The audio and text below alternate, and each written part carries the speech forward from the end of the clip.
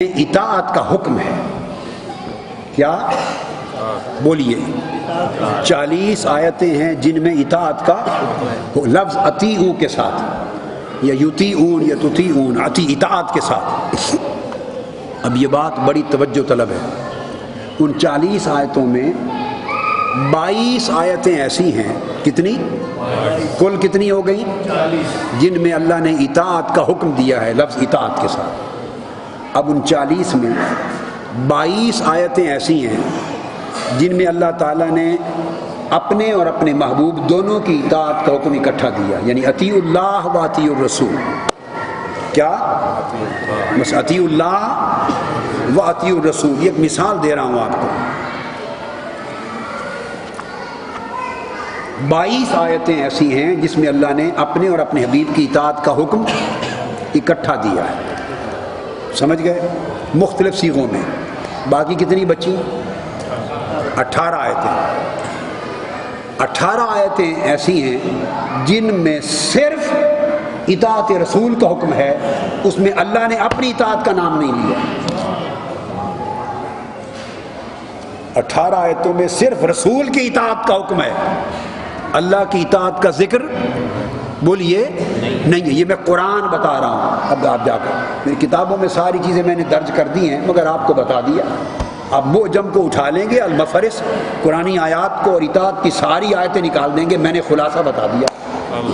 کل 40 میں سے 22 آیتوں میں اللہ کی اطاعت اور رسول کی اطاعت خدا اور رسول کی اطاعت کا حکم اکٹھا. اور بچی 18 آیتیں. 18 آیتوں میں صرف رسول کی اطاعت کا حکم ہے. اللہ نے ان میں اپنی اطاعت کا ذکر الگ سے ساتھ نہیں کیا.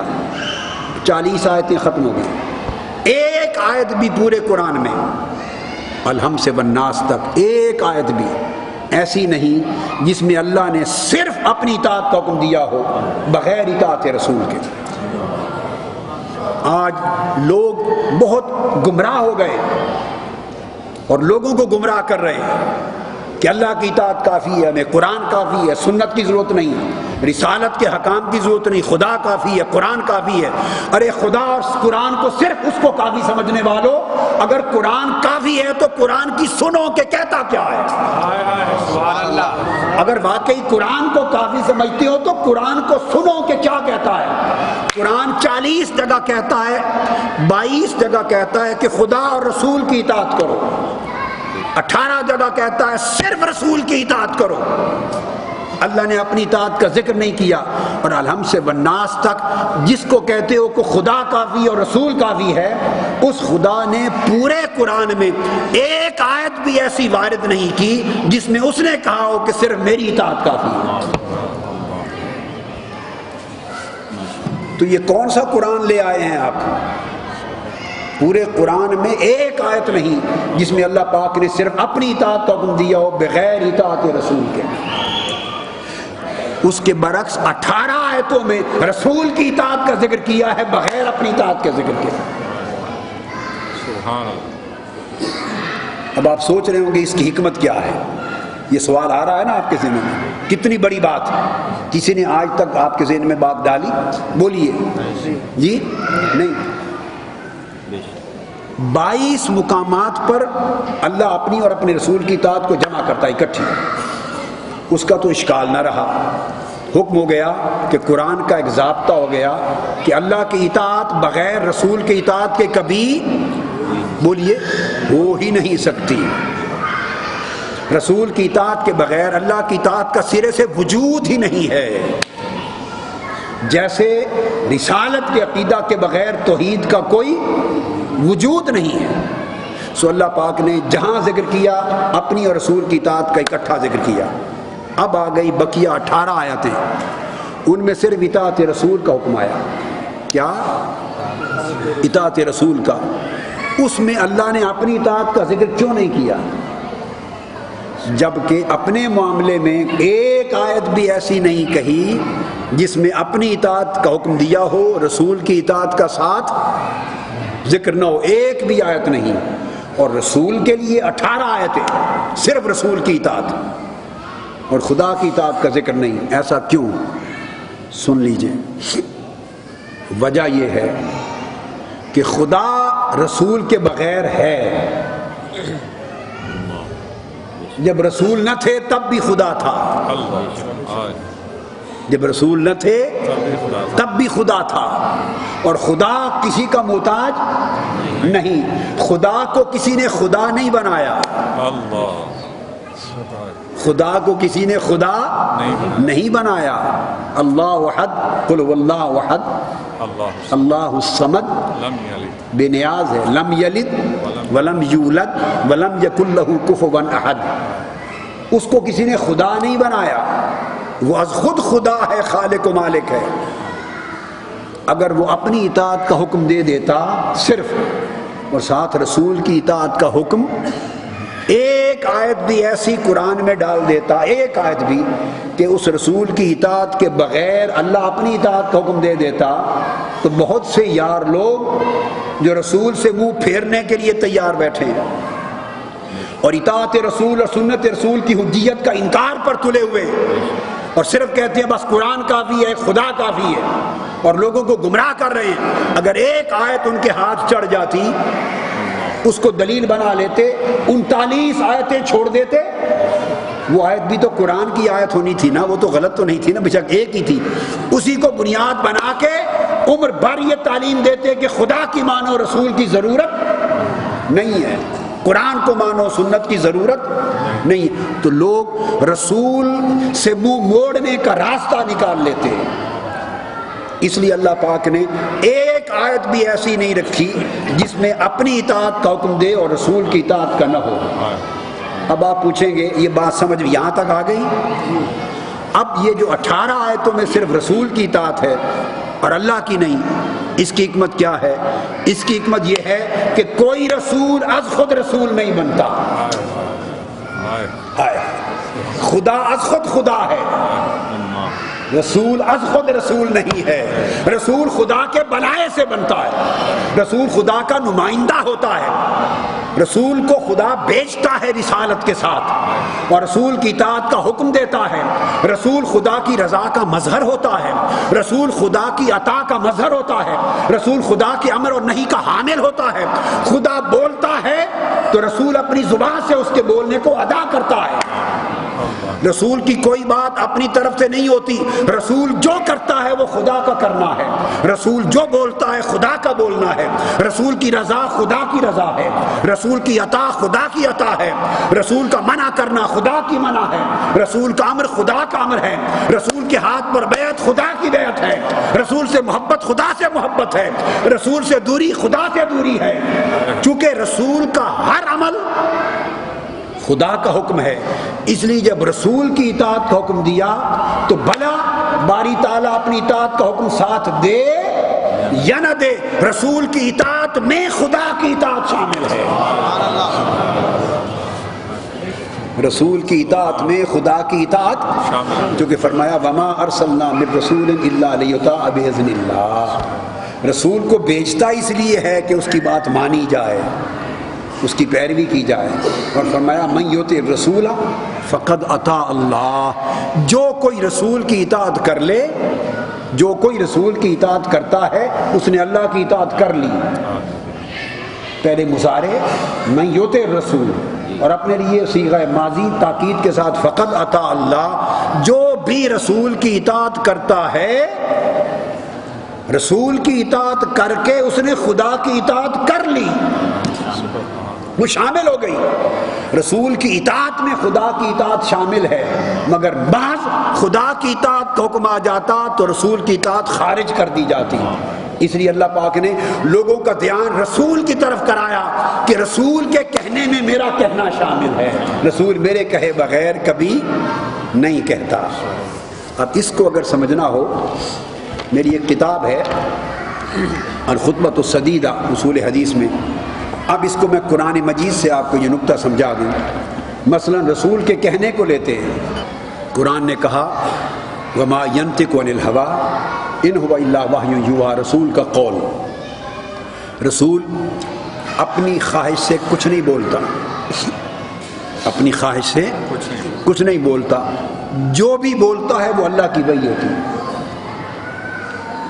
رسول اپنی خواہش سے نہیں بولتا، جو بولتا ہے وہ اللہ کی وحی ہوتی ہے، خواہ وہ وحی جلی ہو قرآن کہلاتی ہے، وحی خفی ہو تو سنت کہلاتی ہے، جو بولتا ہے وحی ہوتی ہے۔ یہ رسول کا قول ہے۔ اب رسول کا فعل دیکھ لیجئے، فعل اللہ پاک نے فرمایا وما رمیت اذ رمیت ولکن اللہ رمی۔ آقا علیہ السلام نے کنکریاں ماری کفار کو، اللہ پاک نے فرمایا میرے محبوب جو کنکریاں آپ نے ماری وہ آپ نے نہیں ماری، وہ اللہ نے ماری۔ تو رسول کنکریاں مارتے، اللہ فرماتے ہیں جو کنکریاں آپ نے پھینکی، جو آپ نے پھینکی وہ آپ نے کہاں پھینکی، وہ تو میں نے پھینکی۔ تو رسول کا فعل کنکریاں پھینکنے کا بھی اللہ اپنا فعل بنا دیتا ہے۔ رسول کا راستہ فرمایا ھذا صراط ربک مستقیما، حضور نے جو راستہ دیا فرمایا یہ رب کا راستہ ہے۔ رسول کی رضا، اگر رسول راضی ہو جائیں تو فرمایا واللہ ورسولہ احق ان یردوہ، اللہ اور اس کا رسول حقدار ہے کہ اسے راضی کیا جائے۔ کیا اللہ اور اس کے رسول حقدار ہیں کہ اسے راضی؟ اب یہ بتائیے، آپ کچھ پڑھے لکھے ہیں، اردو میں جملہ کیسے ہوتا ہے؟ اگر دو کا ذکر ہو جائے، اگر دو کا ذکر ہو جائے کہ اللہ اور اس کے رسول حقدار ہیں تو آگے کیا کہا جائے؟ حقدار ہیں کہ اسے راضی کیا جائے یا انہیں راضی کیا جائے؟ کیا ہونا چاہیے جملہ؟ بولیے بھائی، اگر دو کا ذکر ہو، دو کا، تو اسے کا لفظ لگتا ہے یا انہیں کا؟ پھر کہہ لیجئے، تسلی سے کہہ لیں، پکی بات ہے۔ اگر اسے کہیں تو جملہ صحیح ہوگا یا غلط ہوگا؟ اردو غلط ہو جائے گی۔ عربی کا بھی یہی طریقہ ہے، عربی میں بھی اگر ضمیر ایک کا ہوگا تو اسے واحد کی، اگر دو کی ضمیر ہوگی تو تثنیہ بولتے ہیں، جمع کی ہوگی تو جمع۔ عربی کا قاعدہ بھی یہ ہے، مگر بڑے دھیان سے قرآن کو سنیے۔ اللہ پاک نے فرمایا واللہ ورسولہ احق ان یردوہ، ہو یہ واحد کی ضمیر ہے، ترجمہ یہ ہے کہ اللہ اور اس کا رسول حقدار ہیں کہ وہ اسے راضی کریں۔ بولیے، اللہ اور رسول حقدار ہیں، نہیں فرمایا کہ وہ انہیں راضی کریں، نہیں فرمایا کہ وہ اسے راضی کریں۔ نام دو کا ہے اللہ اور اس کے رسول کا، اور راضی کرنے کے لیے فرمایا کہ حقدار ہیں کہ اسے راضی کریں۔ قرآن نے نہیں کہا کہ انہیں راضی کریں، کہ اگر انہیں کہہ دیا جائے تو مطلب یہ بھی نکالا جا سکتا ہے کہ خدا کی رضا اور ہے اور مصطفیٰ کی رضا اور ہے۔ رب نے اس فرق کو مٹانے کے لیے وہ کہہ کر واحد کی ضمیر استعمال کی کہ لوگوں کو پتا چلے اللہ اور اس کا رسول حقدار ہیں کہ اسے راضی کیا جائے، تو پتا چلے کہ اگر کوئی خدا کی رضا طلب کرتا ہے تو خدا کی رضا رضائے مصطفیٰ میں ہے، رسول کی رضا میں خدا کی رضا ہے۔ اس لیے اللہ پاک نے 18 مقامات پر صرف رسول کا نام لیا اطاعت میں، اپنا چھوڑ دیا کہ رسول کی رضا میں اس کی رضا شامل ہے۔ اب عطا کون عطا کرتا ہے؟ بولیے، اللہ عطا کرتا ہے۔ اب اس میں اللہ پاک نے پھر دونوں کو جمع کر کے ایک عطا بنا دی۔ فرمایا، یہ بھی سورہ توبہ میں ارشاد ہوا وَلَوْ أَنَّهُمْ رَضُوا مَا آتَاهُمُ اللَّهُ وَرَسُولُهُ، اگر وہ راضی ہو جاتے اس بات پر، اس چیز پر جو ان کو عطا کی تھی اللہ نے اور اللہ کے رسول نے، تو عطا میں بھی اللہ اور اس کے رسول کو اکٹھا کر دیا۔ پھر فضل کون کرتا ہے؟ بولیے نا، فضل کون کرتا ہے؟ اب قرآن سے بھی پوچھ لو، سورہ توبہ آیت نمبر 59 فرمایا وَقَالُوا حَسْبُنَا اللَّهُ سَيُؤْتِينَا اللَّهُ مِنْ فَضْلِهِ وَرَسُولُهُ، انہوں نے کہا ہمیں اللہ کافی ہے، ان قریب ہمیں اللہ اور اللہ کا رسول اپنے فضل سے عطا کر دیں گے۔ ان قریب ہمیں اللہ اور اللہ کا ورسولہ اپنے فضل سے عطا کر دیں گے۔ فضل ہی ضمیر ایک رکھی تو پتہ چل جائے کہ خدا کا فضل بھی وہی ہے جو مصطفیٰ کا فضل ہے۔ پھر اغنا غنی کون کرتا ہے؟ بولیے، اونچا بولیے، اللہ کرتا ہے۔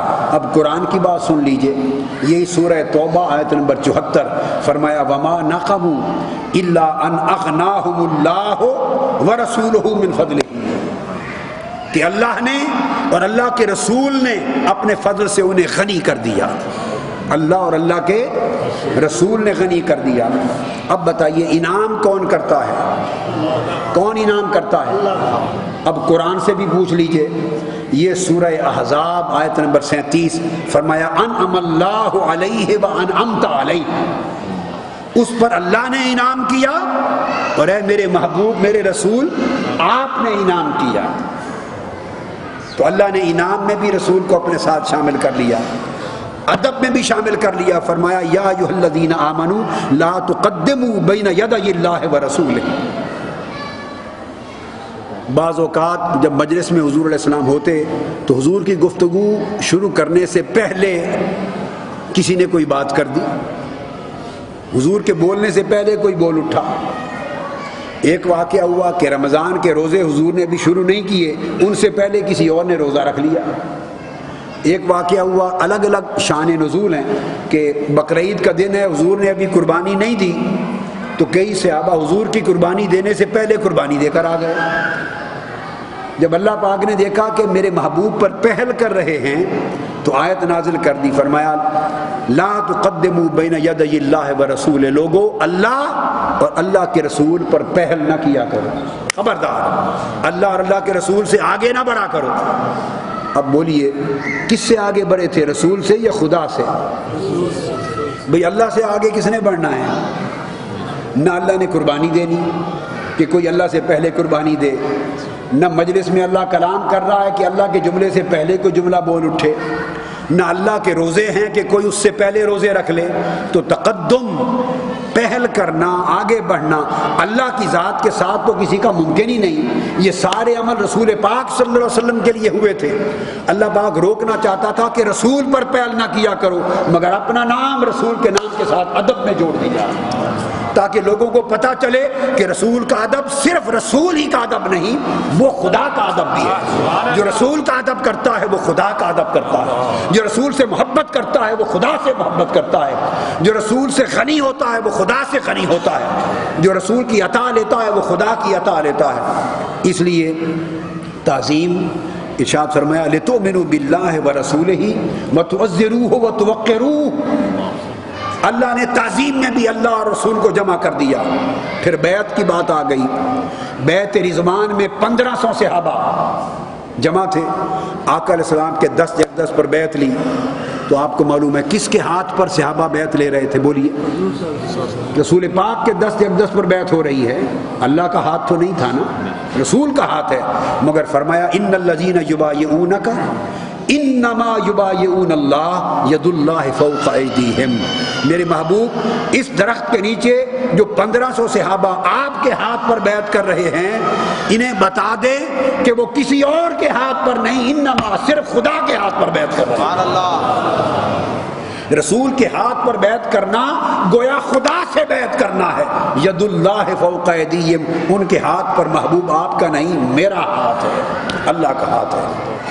تو یہ حکم دے رہا ہے اللہ پاک تاکہ لوگوں کے سامنے عقیدہ رسالت واضح ہو سکے اور رسالت و توحید کا تعلق معلوم ہو سکے اور رسول اور خدا کا تعلق کو لوگ سمجھ سکیں، اور حکم کے دین کے باب میں وہ تفریق نہ کریں کہ دین کو آدھا کاٹ ڈالیں۔ تو خدا کا بلاوا رسول کا بلاوا ایک ہے، حتیٰ کہ حالت نماز میں بھی بلائیں تو حالت نماز میں آ جانا چاہیے۔ اس پر امام شافعی فرماتے ہیں رضی اللہ تعالیٰ عنہ کہ حالت نماز میں بھی اگر کوئی صحابی حضور کی آواز سن لے یا سن لیتا تو لبیک یا رسول اللہ کہہ کر حضور کے پاس کام کے لیے چلا جاتا اور کام بھی کرتے حضور کا، تب بھی اس کی نماز نہیں ٹوٹتی، کیونکہ وہ رسول سے مشغول ہوا۔ یہ اس آیت کے تحت ہے کہ جب اللہ اور اس کا رسول بلائے تو فوری آ جایا کرو۔ اب آپ سمجھیں بات کو کہ رسالت کا تعلق توحید کے ساتھ کیا ہے۔ اسی طرح اطاعت ہے، من یطع الرسول فقد اطاع اللہ، اسی طرح معصیت ہے، اللہ کی نافرمانی اور رسول کی نافرمانی ایک ہے۔ ومن یعص اللہ ورسولہ ویتعدی حدودہ یدخلہ نارا، اللہ اور رسول کی نافرمانی ایک ہے۔ مشاقت الرسول اور مشاقت اللہ، اللہ اور اس کے رسول کا حکم کو نہ ماننا، انکار کرنا ایک ہے۔ براعت کفار کے ساتھ معاہدہ امن تھا حدیبیہ میں، انہوں نے توڑ دیا، اللہ پاک نے فرمایا براءۃ من اللہ و رسولہ، اعلان حضور نے کیا تھا لیکن اللہ پاک نے فرمایا خدا اور خدا کے رسول کی طرف سے اعلان براءت ہے۔ بلانا، اذان دینا، فرمایا اذان من اللہ و رسولہ، اذیت دینا، فرمایا الذین یؤذون اللہ و رسولہ، محبت کرنا احب الیکم من اللہ و رسولہ، اتباع کرنا ان کنتم تحبون اللہ فاتبعونی یحببکم اللہ، دعوت رسول کی طرف اذا دعوا الی اللہ ورسولہ لیحکم بینکم، اور فرمایا ان الذین یحادون اللہ ورسولہ ولا یحرمون ما حرم اللہ ورسولہ، جو اللہ اور اس کے رسول نے حرام کر دیا ہے یہ لوگ اس کو حرام نہیں جانتے، جو اللہ اور اس کے رسول نے فیصلہ کر دیا، یعنی ما کان للمؤمن ولا مؤمنۃ اذا قضى اللہ ورسولہ امرا یکون لهم الخیرہ، تو فیصلہ اللہ رسول کا ایک، بیعت ایک، حکم ایک، ادب ایک، محبت ایک، اطاعت ایک، معصیت ایک، رضا ایک، غنا ایک، قرب ایک، دوری ایک، بیعت کرنا ایک، نافرمانی کرنا ایک، اور پھر آواز پر لبیک کہنا ایک، بلانا ایک، جنگ لڑنا ایک۔ اللہ رب العزت نے 100، یہ میں نے چند آیتیں دی، 100 آیات قرآن مجید کی ایسی ہیں جن میں اللہ پاک نے اپنے ہر حکم میں مصطفیٰ کو شریک فرمایا ہے۔